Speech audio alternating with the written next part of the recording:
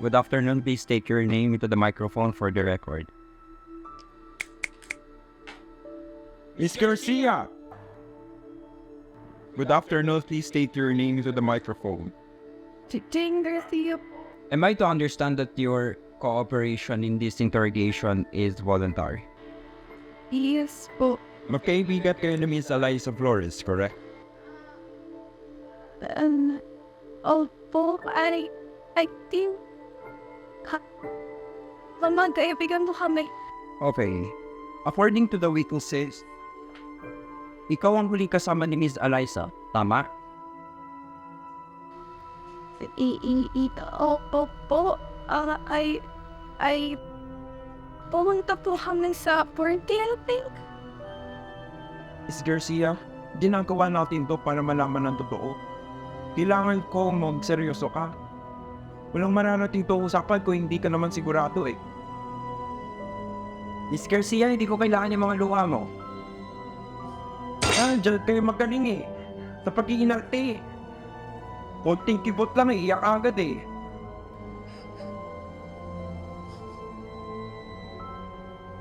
Kalmado ka na ba?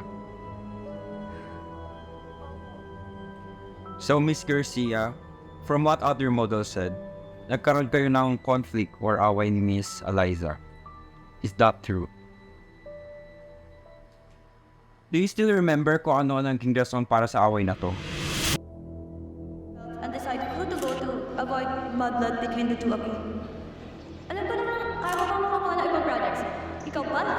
Kailangan ko rin to. Hanggang ngayon, Jade, ikaw pa rin. Di ba pwede for once ako naman? I'm excited. Miss Garcia. Miss Garcia! Miss Garcia! You didn't answer the question! Ano ang naging rason for this dispute?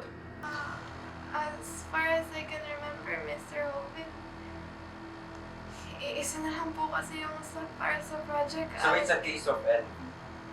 Ano pa bang maasahan ko sa'yo? Babae ka lang. Malamang sa malamang inggit ang motibo behind it. Excuse me? Just because I was also offered this project doesn't mean na ako talagang pumatay kay Ate. Pero sa'yo napunta yung posisyon, hindi ba? At tinanggap mo pa! Walang kinalaman yung posisyon ni Miss Ate. Garcia, ikaw lang makikinabang dito. And there is enough of evidence to show it. Yung statement na yun, dagdag na lang dun eh. Mr. Hoven, that is not enough evidence para sabihin na ako talagang pumatay But sa we have numerous strong pieces of evidence. At lahat ng yun, ikaw ang tinuturo, Miss Garcia. Di ba nakakapagtaka kayo, Miss Garcia? Ayop kayo ah. Kayo mga babae talaga eh. Mga pabiktima! Oh. Kahit photographer nyo, ikaw ang tinuturo!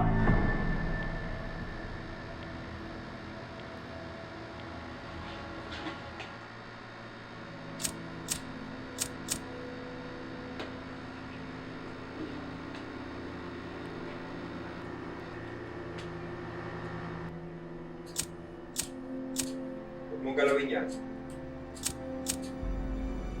Sabi huwag mong galawin eh! I assume you know the reason why we're here.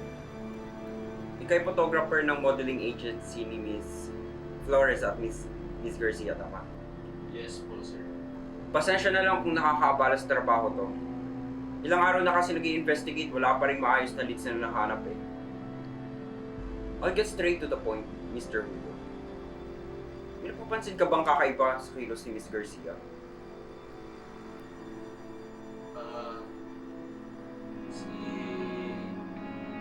Si Miss Dino? Medyo nagtaka rin po sa ugali niya. Nung pinipicture ko kasi si Miss Eliza, masama ng tingin niya eh. Nakakapagtaka lang. Akala ko rin kasi close friends sila.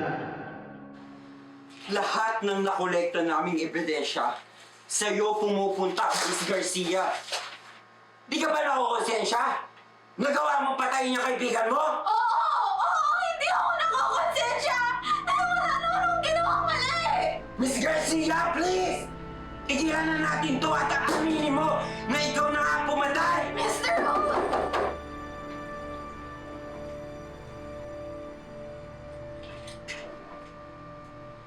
Grabe Gabi de la Cosa, yung model ng photographer nila, Miss Florence, tsaka Miss Rosina.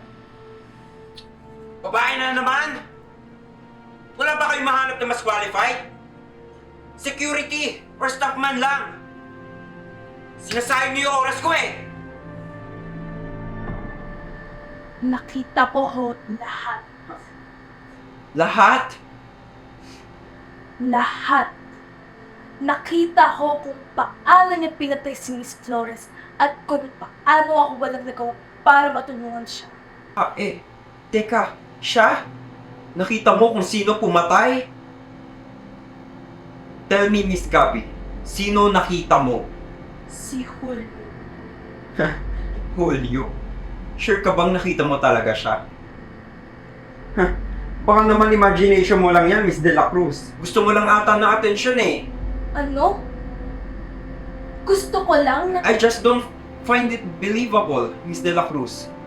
Mukha namang hindi magagawa ni Julio yan, yung sinasabi mo eh. Alam ko kung ano ang nakita ko. Ganito niyo ba ginagawang investigasyon niyo?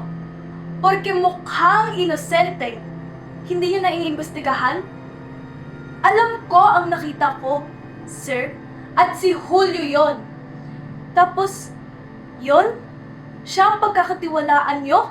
Kung di niyo ako pagkakatiwalaan, bakit hindi na lang kayo mismo kumusga kung papagkakatiwalaan ba talaga yung Julio na yun? Miss, wala na kami tinitignan pa. Pero meron! Meron! Nung gabing yon, hindi lang yung model yon yung nakita kong bangkay. Meron pa. Meron pang bangkay na tinatago si Julio sa studio niya. Nagtataka nga ako dati bakit lock na lock yung studio niya eh. Ayun pala, may tinatagong bangkay